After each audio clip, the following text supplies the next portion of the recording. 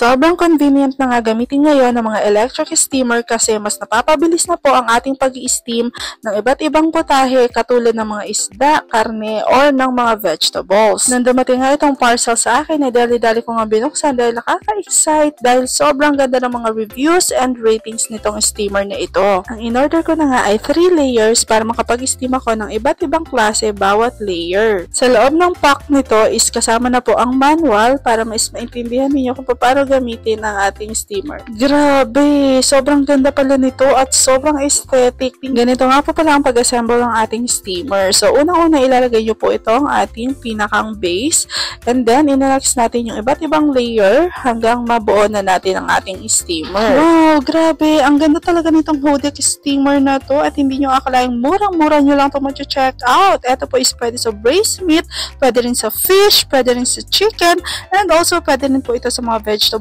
like corn at sa iba pang pwede nyong steamin like egg.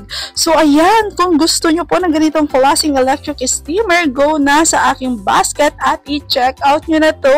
Go!